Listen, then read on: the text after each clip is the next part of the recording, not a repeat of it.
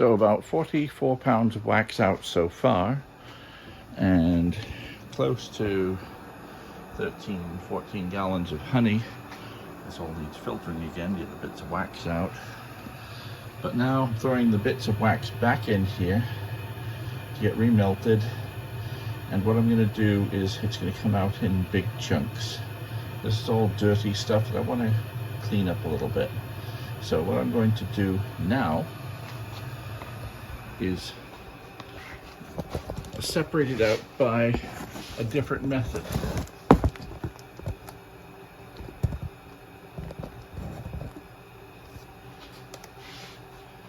What we'll be doing this time, I'm going to take a round mesh. Ideally, I'd have a frame which fit in here really well with a much coarser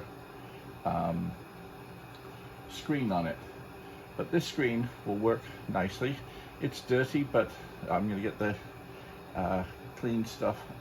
You'll see how I clean stuff up afterwards. This screen is going over the top of everything there. And I'm going to put a frame on it to straighten it out a little bit.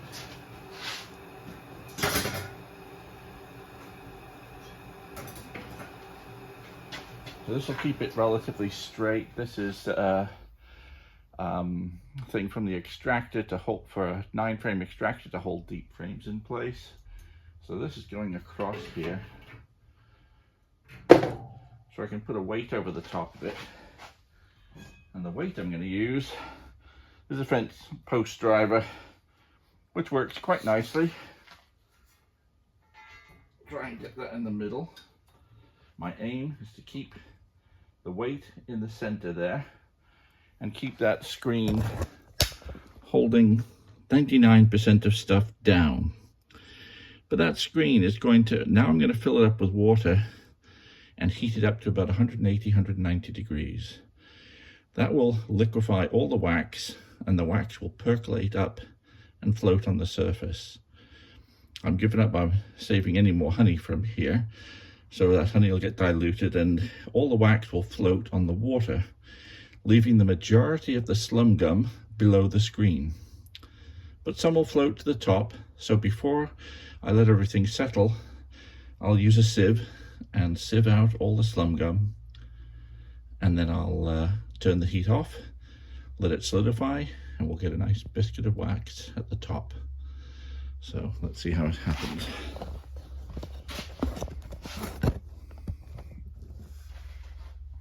I've got several buckets of water here,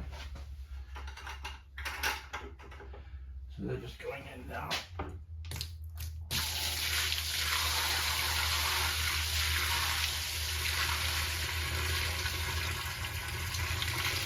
And initially, those buckets of water are just going to cause the wax to solidify. But then it's going to heat up and melt away.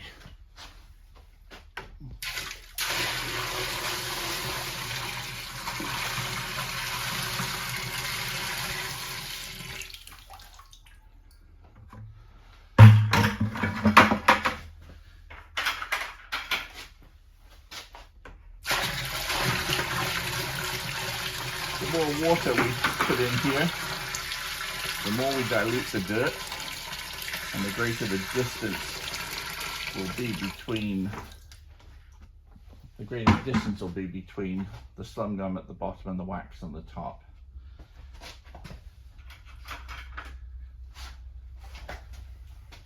The only problem with this is it takes another 5 buckets to empty this tank.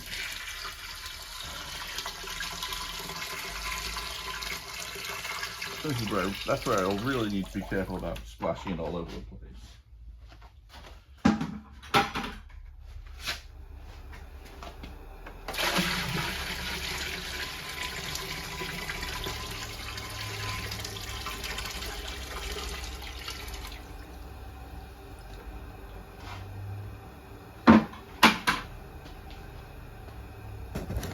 Okay, so got a fair amount of water in here now, and what we're going to do is heat it right up from about 160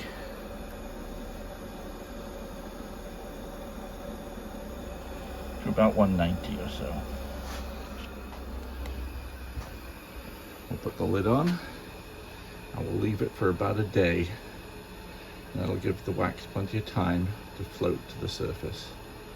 And everything left behind is going to be just dirty water, which will make for a lawn like. There's lots of nutrients in it.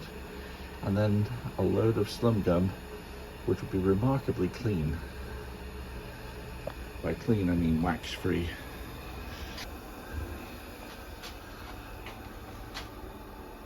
And time to wait.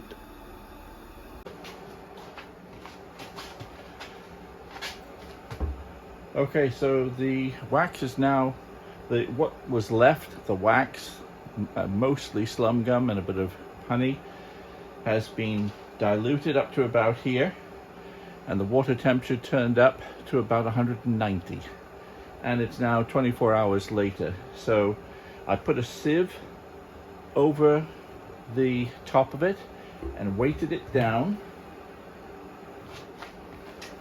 Weight moved off to one side a little bit, but I still have most of the slum gum held down at the bottom. Lots of water, and the wax has been percolating up to the top. This is a bit hot, but if I move this around, we might see these bubbles coming up. And this is bubbles of a bit of air, but also wax. And so what I'm going to do is take my sieve, and they've got some of the slum gum floating to the top like this.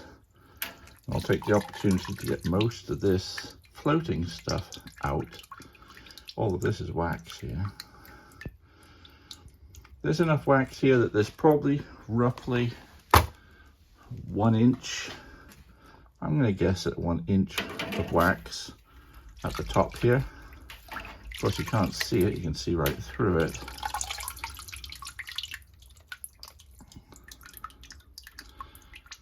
But what's going to happen is we're going to clean this off, and then we're going to cool it down.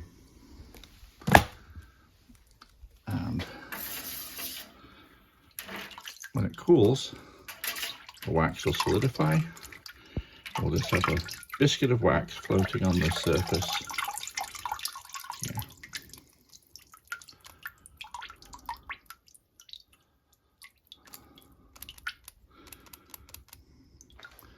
And if this cools down here, we'll see a little bit of wax form in here when it cools. Assuming I've got as much wax in here as I think. So I'll continue that process.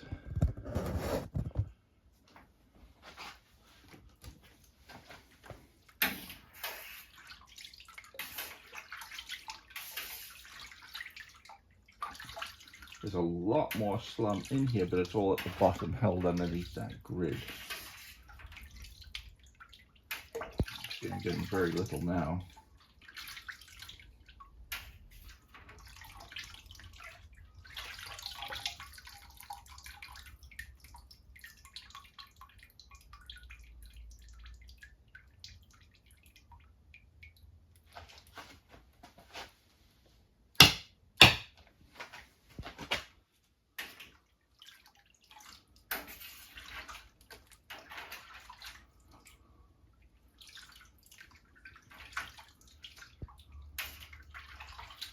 Finding next to nothing now, so I think I'm done. And so now all we have to do is turn the heat off. So the heat's going off, and we'll unplug it.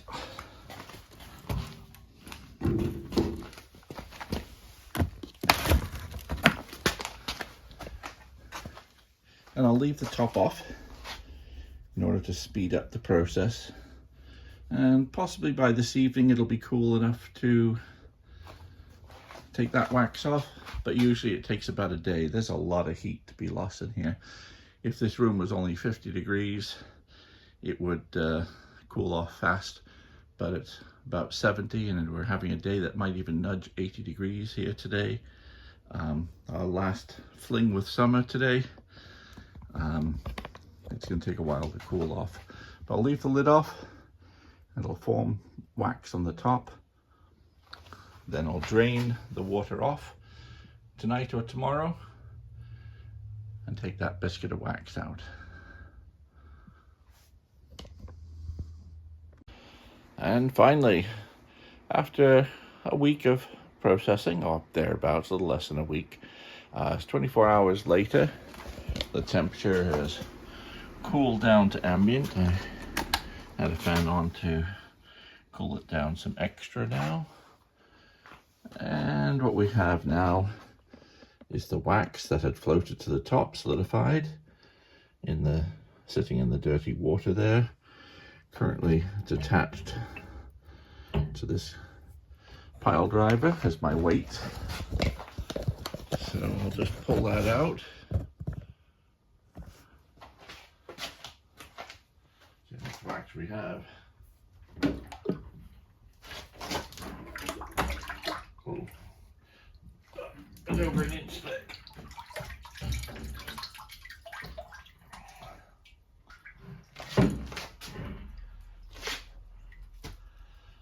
Let it dry off a bit. As you can see, this wax is more cooked, so it gets dirtier the longer you have it heated up. That's why it's good to, when you're melting your wax, pour it off as early as you can. You get the cleanest, brightest colored wax, the freshest smell. But this wax will be excellent for doing jobs like recoating wax on combs, that sort of thing. So you end up with clean wax, but except for the last quarter inch or so, maybe 1/8 of an inch, which has lots of dirt in it. So you see it's a bit dirty on that side, but most of that will brush off. But that won't matter at all with the for the purpose that I'll use that wax for. Now I'll just break it off here.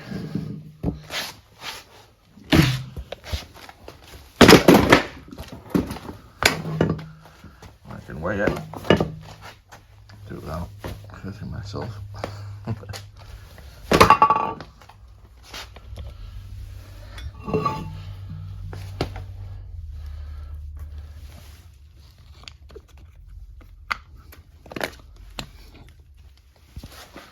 See how much we have there.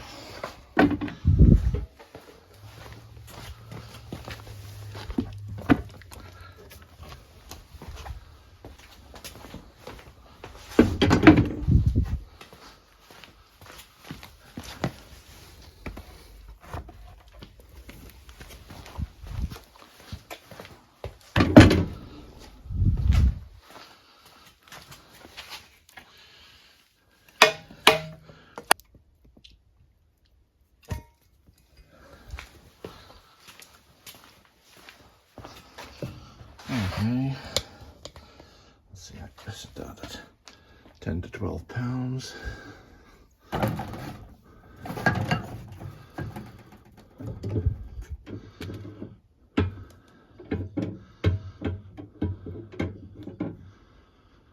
At 13 pounds, not bad.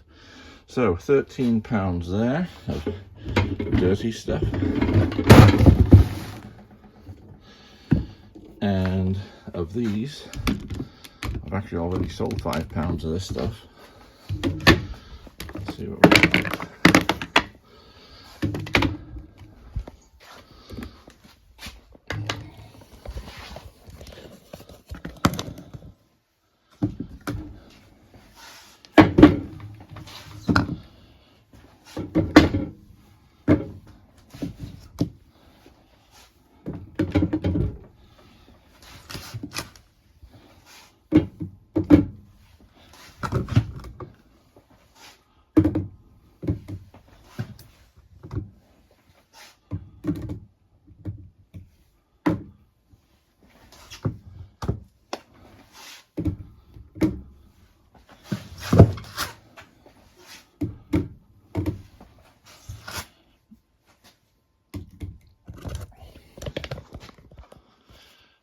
So this now comes to,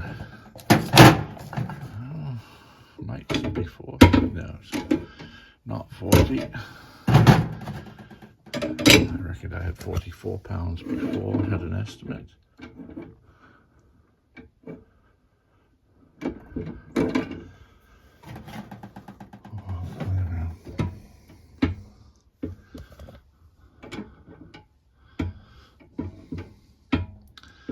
Okay, about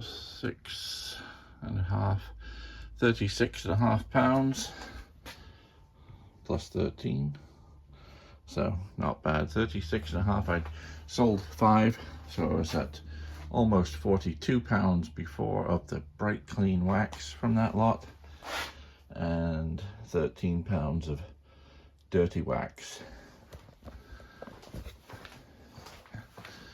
And what I have left here is a lot of dirty water to clear off, and at the bottom will be a load of slum gum, which will actually dry off pretty well. So I'll get this stuff cleaned off and the jobs will be done.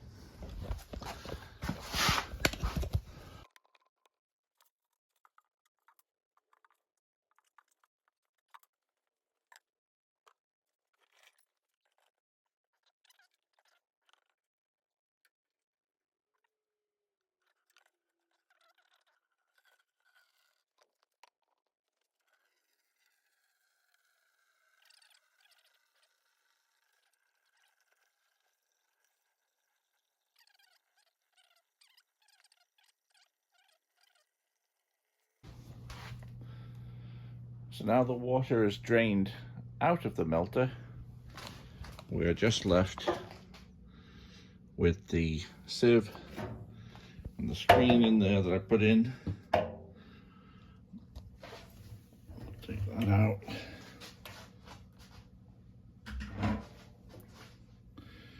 Take this out.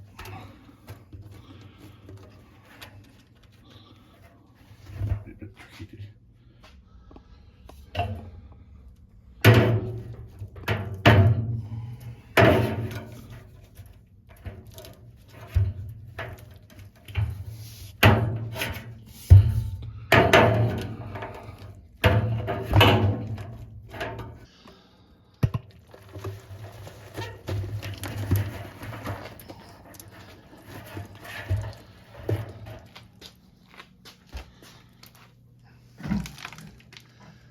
harder to get out. I thought probably better to do it when it's warm. And there's the sludge at the bottom. So when that dries, that can just be dug out easily enough. There's about an inch of sludge, which is easy at best, just left till it dries, or a bit that you can scrape it out. And that's all there's going to be. There's going to be this stuff. That's all the pupil casings, bits of propolis, the odd bee's leg, that sort of thing. So I'll scrape that out, clean it up, and we're ready for the next time. So that's it. The process is done. I ended up with a good load of beautiful wax, some second-rate wax which is perfect for repairing frames. Well, that's typically the amount I might use to repair maybe between 50 and 100 frames this fall and winter in preparation for the spring. So that's it for now. On to the next project. I'm Peter Cowan, the Bee Whisperer. See you next time.